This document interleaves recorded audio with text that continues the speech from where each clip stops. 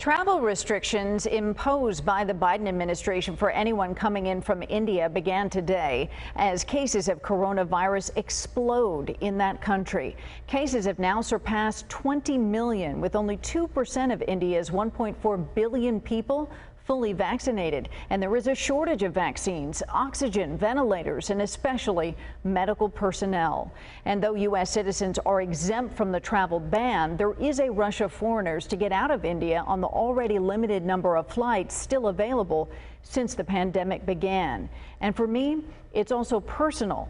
My sister and her family have lived and worked in Mumbai for the past 3 years, and though they plan to move this July, the urgency of the situation there forced them to leave this weekend, and it was challenging. I spoke with my sister, Dr. Priscilla Bade-White, just hours before her departure, and she described when they knew this surge was different from other peaks over the past year. I'd say the first thing that we noticed was how many ambulance sirens we heard. As a city that tends to be very bustling and have a lot of traffic, you hear traffic sounds. This was different. You might hear one every once in a while, but it was several a day when it started, and that left a big impression.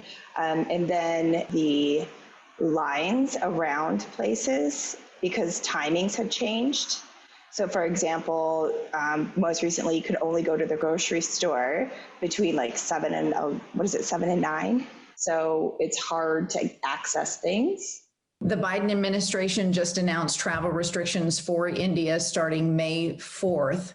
What's happening on your end of that? Interestingly, some of us were already planning on leaving because work had allowed us to leave if we so chose.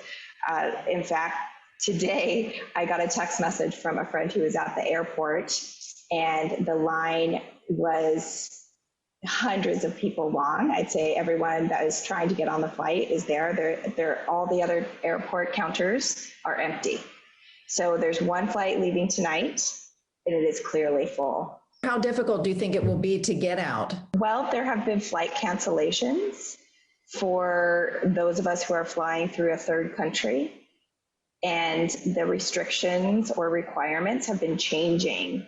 For example, when we were booking our flight several days ago, the prices and the seat availability was changing as I was putting our names in, and I would click the next submit so it would advance to the next screen, and suddenly the price would have doubled or there were not enough seats left. So it is very much moment to moment.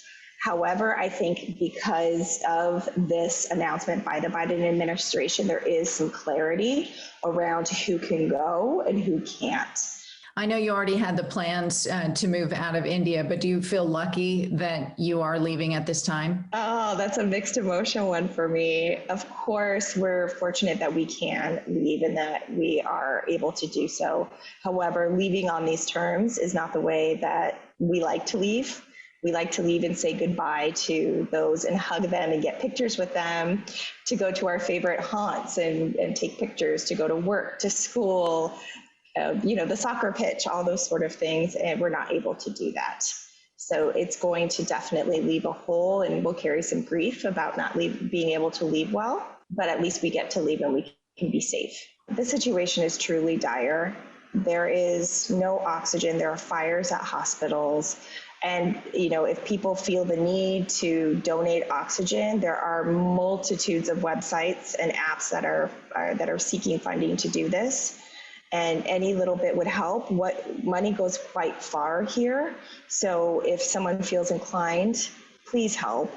There are literally people laying out in cars trying to get oxygen. And this is also impacting people who are not sick with COVID, people who have asthma, and the air here is not clean. So it's compounding the complexities and the medical needs of people. So if you feel compelled to give, definitely consider sending some oxygen. And for ways to donate, we have a link on our website, fox5sandiego.com. To one of the sites my sister did recommend. And I'm also happy to report my sister arrived with her family back in the United States, much to my relief, during our 11 o'clock newscast last night. Safety protocols, by the way, for those returning from India vary state to state.